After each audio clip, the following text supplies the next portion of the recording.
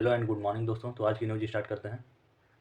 संगीत नाटक अकादमी का क्षेत्रीय केंद्र कहाँ स्थापित किया जा रहा है?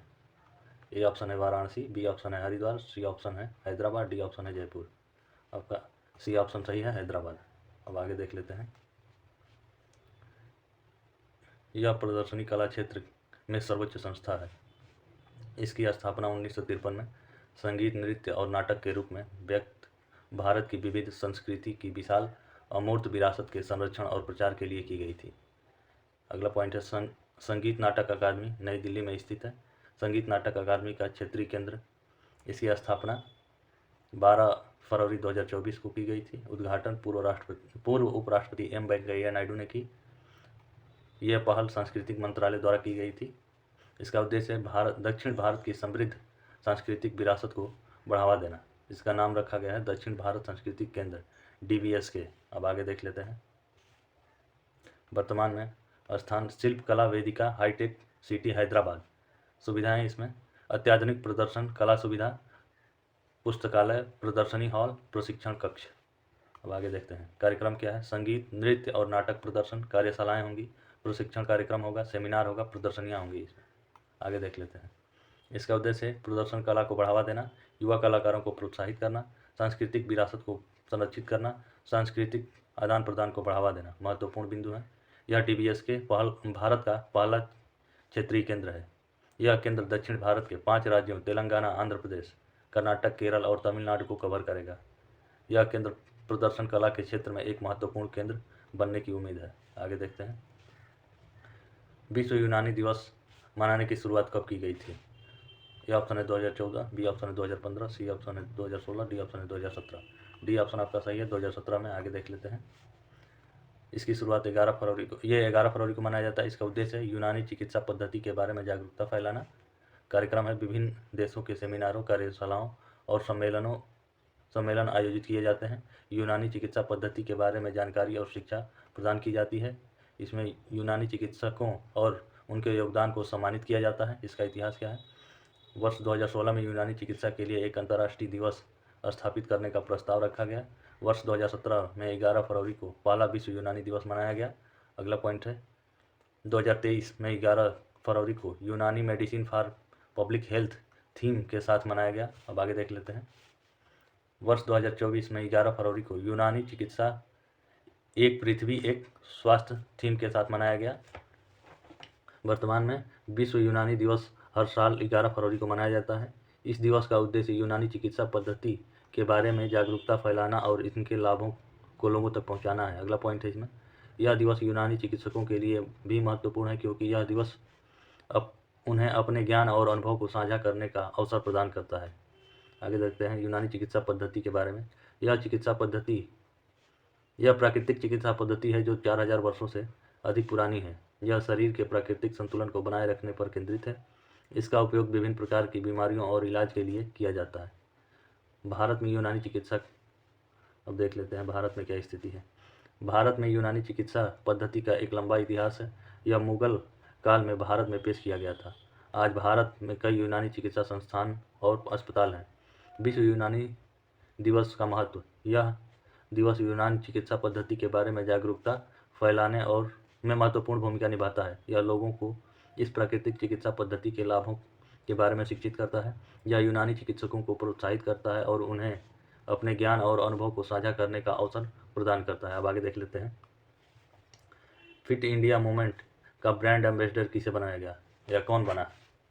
ये ऑप्शन है PV सिंधु, बी ऑप्शन है नरेंद्र कुमार यादव सिविल सेवक, PT ऊषा प्लेयर हैं, नीरज चोपड़ा है, ये भी खिलाड़ी हैं। आगे देख लेते हैं। अब ये बने हैं, बी ऑप्शन आपका सही है, नरेंद्र कुमार यादव जो सिविल सेवक हैं। आगे देख लेते हैं आप। इसकी शुरुआत 29 अगस्त 2019 को प्रधानमंत्री नरेंद्र मोदी द्वारा लॉन्च किया गया था। इसका उद्देश्य भारतवासियों को स्वास्थ्य और सक्रिय जीवन शैली अपनाने के लिए प्रेरित करना है। इसका मुख्य लक्ष्य है लोगों को रोज़ कम से कम 30 मिनट व्यायाम करने के लिए प्रेरित करना। अगला पॉइंट है खेलों को बढ़ावा देना, स्वस्थ जीवन शैली के बारे में जागरूकता फैलाना। कार्यक्रम है फिट इंडिया फ्रीडम रन, दूसरा है फिट इंडिया स्कूल वीक, तीसरा है फिट इंडिया प्लॉग रन, चौथा है fit India week. Brand ambassador इसके बने हैं फिलहाल नरेंद्र कुमार यादव, ये एक सिविल सेवक हैं। GST के अतिरिक्त निदेशक नरेंद्र कुमार यादव को फिट इंडिया मूवमेंट का ब्रांड एम्बेसडर नियुक्त किया गया है। वे fit India movement brand ambassador के रूप में चुने जाने वाले पहले सिविल सेवक बने। इसमें अन्य हैं मिल्खा सिंह और पीवी सिंधु, बैडमिंटन खिलाड़ी हैं। फिट इंडिया मूवमेंट के बारे में महत्वपूर्ण बातें कुछ हैं। यह एक जन आंदोलन है जिसका उद्देश्य भारत को एक स्वस्थ और फिट राष्ट्र बनाना है। यह लोगों को अपनी जीवन शैली में बदलाव लाने और रोज व्यायाम करने के लिए प्रेरित करता है। यह विभिन्न कार्यक्रमों और अभियानों के माध्यम से लोगों को स्वस्थ जीवन शैली के बारे में जागरूक करता है। यह खेलों को बढ़ावा देता है और युवाओं को खेलों में भाग लेने के लिए प्रेरित करता है। अगला पॉइंट है, यह भारत को एक स्वस्थ और खुशहाल राष्ट्र बनाने में महत्वपूर्ण भूमिका निभा सकता है। अगर आप भी फिट इंडिया मूवमेंट में शामिल होना चाहते हैं तो ये इसके तरीके हैं। रोज़ कम से कम 30 मिनट व्यायाम करें। अपने परिवार और दोस्तों को भी फिट रखने के लिए प्रेरित करें। अगला है, फिट इंडिया मूवमेंट के कार्यक्रमों और अभियानों में भाग लें। सोशल मीडिया पर फिट इंडिया मूवमेंट के बारे में जानकारी साझा करें। फिट इंडिया मूवमेंट एक महत्वपूर्ण पहल है जो भारत को एक स्वस्थ और फिट राष्ट्र बनाने में मदद कर सकती है। अब आगे देखते हैं, अगली न्यूज़ है, भारत के यूपीआई सेवाएं श्रीलंका और मॉरिशस में और रुपए कार्ड सेवाएं मॉरिशस में लॉन्चिंग है। 12 फरवरी 2024 को प्रधानमंत्री नरेंद्र मोदी ने श्रीलंका और मॉरिशस में यूपीआई सेवाएं, मॉरिशस में रुपए कार्ड सेवाएं लॉन्च की।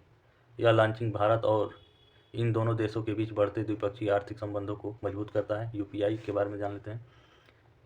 यूपीआई भारत में तत्काल, वास्तविक और समय भुगतान प्रणाली है।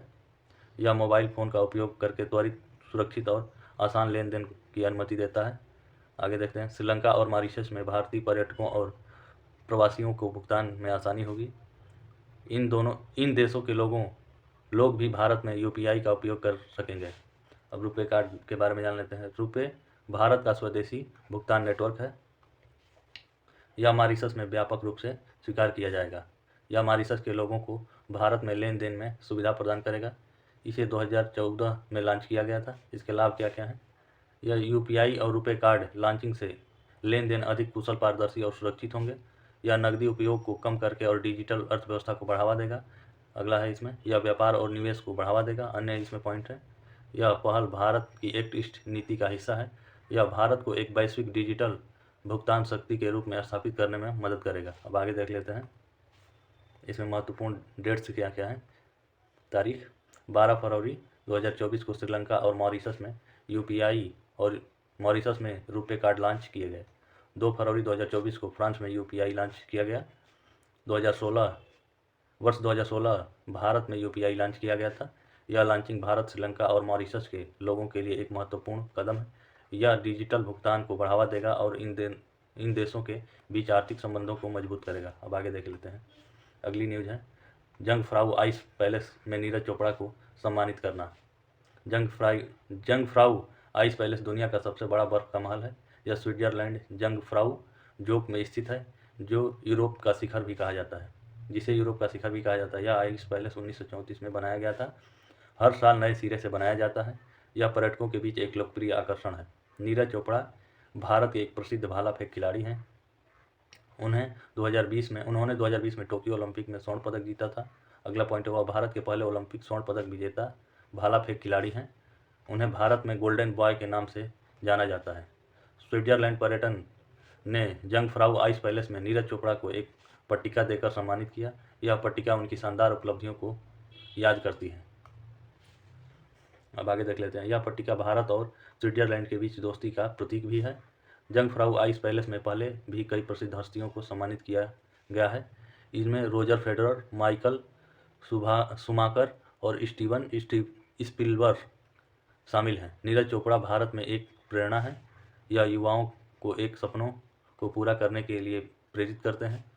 उन्हें उम्मीद है कि उनका सम्मान अन्य भारतीय खिलाड़ियों को प्रेरित करेगा।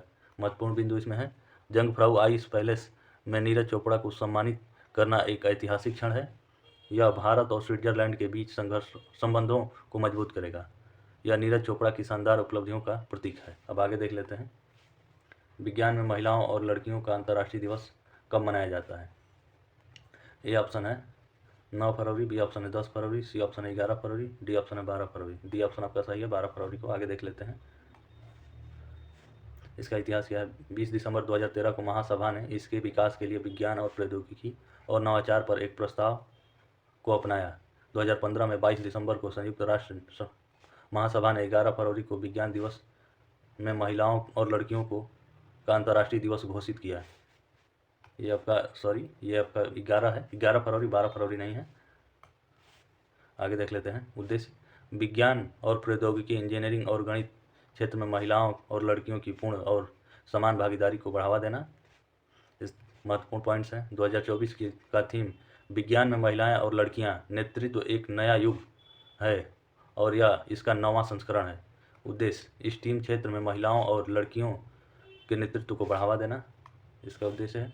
लक्ष्य क्या है? स्टीम क्षेत्रों में महिलाओं और लड़कियों की भागीदारी में वृद्धि करना, स्टीम क्षेत्रों में लैंगिक समानता प्राप्त करना, स्टीम क्षेत्रों में महिलाओं और लड़कियों के लिए अवसरों में वृद्धि करना। कार्यक्रम क्या है? दुनिया भर में विभिन्न कार्यक्रम आयोजित किए जाएंगे, जैसे कि सम्मेलन, कार्यशालाएं और प्रदर्शनियां। स्टीम क्षेत्रों में महिलाओं और लड़कियों की उपलब्धियों को मान्यता दी जाएगी।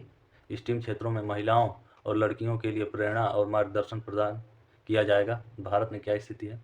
विज्ञान और प्रौद्योगिकी विभाग इस दिवस को मनाने के लिए विभिन्न कार्यक्रम आयोजित करता है। आगे देख लेते हैं। विज्ञान और प्रौद्योगिकी में महिलाएं विष्ट के लिए राष्ट्रीय कार्यक्रम DST द्वारा चलाया जाता है। इस कार्यक्रम का उद्देश्य स्टीम क्षेत्र में महिलाओं की भागीदारी को बढ़ावा देना है। अंतर्राष्ट्रीय दिवस का महत्व। यह दिवस स्टीम क्षेत्रों में महिलाओं और लड़कियों के लिए एक महत्वपूर्ण अवसर है। यह दिवस लैंगिक समानता और स्टीम क्षेत्र में महिलाओं और लड़कियों के सशक्तिकरण को बढ़ावा देने में मदद करता है। अगला पॉइंट है, यह दिवस स्टीम क्षेत्रों में महिलाओं और लड़कियों के लिए एक महत्वपूर्ण अवसर है। हमें इस दिवस का उपयोग स्टीम क्षेत्र में लैंगिक समानता को प्राप्त करने के लिए करना चाहिए। तो आज की न्यूज़ हम समाप्त करते हैं।